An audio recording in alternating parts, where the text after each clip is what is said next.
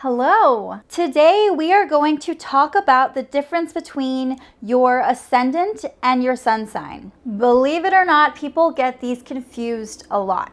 So first, let's start with the ascendant. A lot of people often describe the ascendant as the mask that you wear. It's how others perceive us, and it's the lens through which we view the world. But it's so much more important than that. So I have drawn a makeshift zodiac wheel here so I can demonstrate what the ascendant is. So right here is the ascendant. Whatever sign is right on this line here is the ascendant. It's also known as your rising sign. The ascendant is the sign that is arising on the eastern horizon when you were born. And it's super important because it actually dictates all the houses that your planets fall into in your birth chart. So your sun, your moon, and all the other planets that are orbiting around your chart are basically determined by your rising sign or your ascendant. It's the most important part of your chart because without it, you wouldn't even have a chart. It tells us who we are and how we meet life. That being said, your rising sign is fixed. It's not moving. The planets are orbiting around your chart. But when you're trying to interpret and understand your ascendant, I want you to think of it as more of an action. If you're a Virgo rising, you're Virgo-ing. If you're a Sagittarius rising, you're Sagittarius-ing. I want you to think of your rising sign as your birth. It's how you began in this world. It's how we rise up to life. It's how we see others and how the world sees us. Okay, so think about it. If you were born wearing rose-tinted goggles, then you would see life differently, wouldn't you?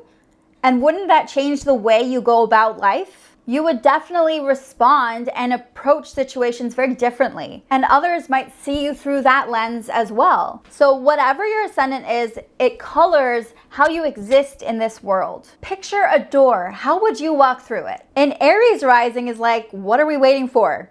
And they're gonna just like ram into that door until it opens. And they're gonna charge through it, ready to take on the world. A Taurus rising needs to take their time, right? They might want to enjoy walking through that door. They might want to listen to music or plant some tulips around that door. Now, Gemini might be more curious. They're like, I want some more information about this door before I decide to walk through it, but I'm gonna walk through it. Or they might bring their camera to record this information while they walk through the door. Or as soon as they're through that door, they just want to talk to people about everything on the other side of that door. Now, Cancer, the crab, might be more cautious. They do not trust this door. They're like, hell no, I'm not going through that door. They need to test the waters first, see if it's safe.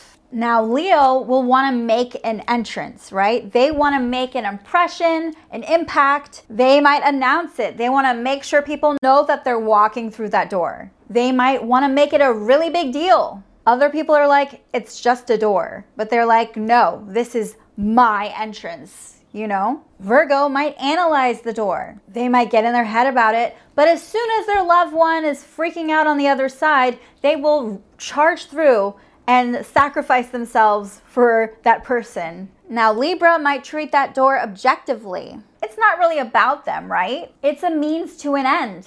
It's just a way to enter something else. Or maybe they want to bring their partner with them. Or they're really focused on what's on the other side of that door, or who is on the other side of that door. Maybe they just can't make up their mind about it. Now, Scorpio might treat this door with the intensity that it deserves. They know that when they walk through it, everything changes. And this will be the moment that they transform their life and there's no going back. They might need to feel all the feelings before they walk through that door or burn their ex's hoodie. Sagittarius rising would see that door as an opportunity. So many amazing things could be beyond that door. They just have to believe. Like this door could open so many other doors for them. It's exciting. Now, Capricorn might want to be more careful. They have been through many doors in their life and they're like, I am not just going to treat this with just like all this enthusiasm. Like, I have to be responsible and more mature. They're not going to just run through any door. What are they, 5? And they might feel like they have to walk through that door alone. But to them, this is serious. Aquarius rising sees the door, but they're like maybe I should just find a window to crawl through instead. Like, they always try to find this roundabout way of doing things because they don't necessarily want to do it the way that everyone else is doing it. They don't want to just walk through the door just because everyone else is walking through the door. No, they have to find a different way to do it. They might need to walk through backwards. Or maybe they are over doors and they've already mastered teleportation. Pisces rising has dreamt of that door for so long. They feel emotionally tied to this door and they feel overwhelmed even when seeing it. They might need to dance through it or make a drink before they decide to go through it. But this isn't a door to them. This is a perfect example of how each sign meets life. Aries, like I said, will meet life in a more head-first way. So people might see them as maybe self-involved or great at taking the lead. They also see life as their own battlefield. It's all an adventure and they're ready to fight and get started. They wear the warrior's mask. The rising sign is about perception, but it's also about how we initiate. It's how we rise up to the occasion. It can also have to do with your physical appearance. And when someone says, guess my sign, often people will guess the rising sign if they guess correctly, because that's kind of what the rising sign is. It's how we are perceived. It's how we look. Right? It's our outlook too. So that's another way that sun signs and rising signs are different. And I'm definitely going to dive into sun signs. I just want you to really understand your ascendant first, because your rising sign often shows us how we become our sun sign, because we tend to grow into our sun signs. Basically, the sun sign is the hero and your rising sign is how you ascend into becoming that hero. So for example, a Libra rising with a Pisces sun would look like meeting life with creativity and maybe seeing things in more of an outside view kind of way. It can lead them to grow into the deep, emotional, and spiritual Pisces sun. So for example, I have a Sagittarius rising, but my sun is in Taurus. Well, I'm a Taurus Gemini cusp, but we'll just focus more on the Taurus energy here. I tend to see the best in people and I try to see the good in situations. I have an expansive way of doing things and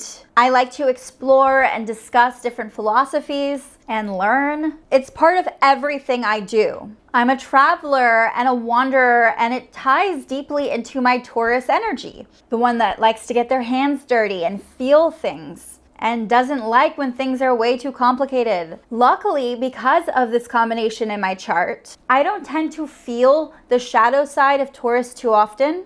I don't get very stubborn or rigid or stuck in my ways because my Sagittarius rising doesn't really allow those limits. Your rising sign is so important because when you're navigating it correctly, life is good. However, its shadow side can be a bitch when it's not being honored. And that's the problem with putting so much emphasis on one planet or one sign or just a sun sign. So for example, if you have an Aries rising, but the rest of your chart has planets and placements that are very low key and patient, and because you have so much of that patience and that kind of calm energy in your chart, it can be so easy to suppress that Aries impulse to rise to challenges, to take things on, to initiate and get into battle. It's really frustrating when your chart opposes or clashes with your ascendant. But when Aries isn't being expressed properly like that, it's going to be very pent up. And they may feel very stressed. They may have a lot of anger. Whereas if Aries rising had a lot of different fiery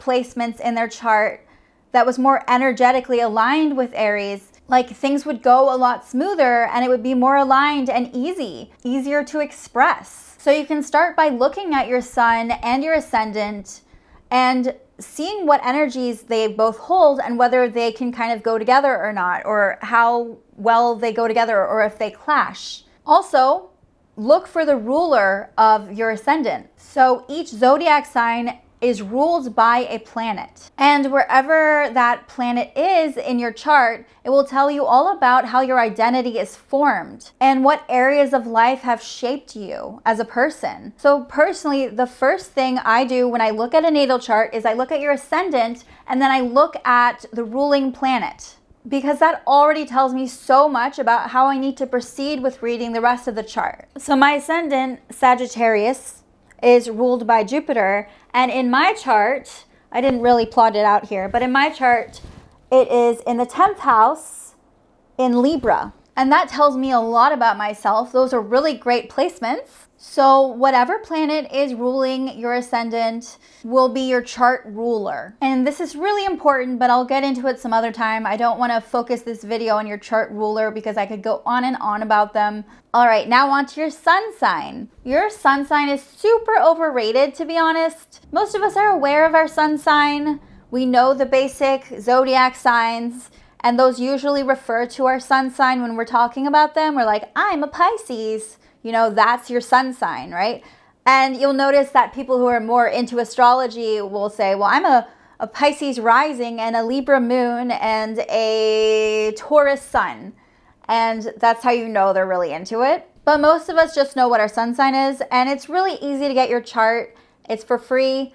I'll definitely post like a link below and you can check it out yourself and you can look at what your ascendant is. So we hear about the sun sign a lot and we know that it represents our identity. It represents our ego. What the fuck does that mean, right? If the sun sign is I am, the rising sign is how I am. Remember that your sun sign can't just be read on its own. And unlike your rising sign, your sun sign is part of a house. So that really plays a part into how you read your sun sign as well. So my sun sign is in the 6th house. Look at what planets are also next to it. I have a lot of different planets that are connected to my sun sign through aspects. And I also have the moon right next to it. Not conjunct, not like extremely next to it, but in the same house and the same sign. Because that's where the truth lies. And remember, your sun sign wouldn't even have a house if it weren't for your rising sign. When you look at your sun sign, you're asking yourself, who am I? You're asking about your ego and the identity that you've formed. How is your ego created? What unconscious biases shape your view of the world? Where can you expand your personal power? What experiences strengthen and clarify your self-image? This is what the sun is. So those are some questions that you can ask yourself when you're looking at your sun sign and you're looking at the house it's in. Okay, now I want you to think of yourself as a superhero.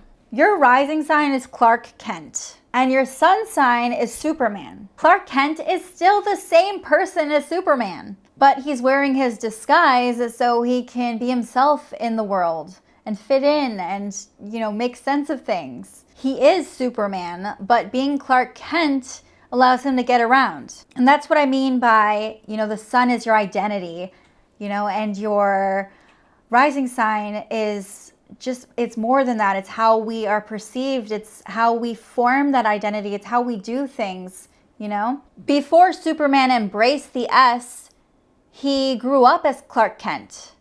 And that's often how it is with our rising sign. We grow up as our rising sign and we really embrace our identity. We embrace our sun sign. And it shaped how he saw himself, how he was perceived by others. But it wasn't just some mask he wore. And that's what I want you to understand, because a lot of other people will tell you, oh, it's just the mask, And it is in a way, but it's so much more than that. And it's better to really dive deep and understand it. And I mean, your sun sign is less specific to you because it changes every 30 days. You are your rising sign your entire life. I hope this was helpful. I know it was very rambly and I hope you didn't fall asleep or tune out. If you're still here, thank you for watching. Please comment below with your sun sign and your rising sign. And if you want to add your moon sign, I would love to hear what it is. And we can talk maybe a bit about your experiences. So comment below. Please like and please subscribe to my channel. You are awesome.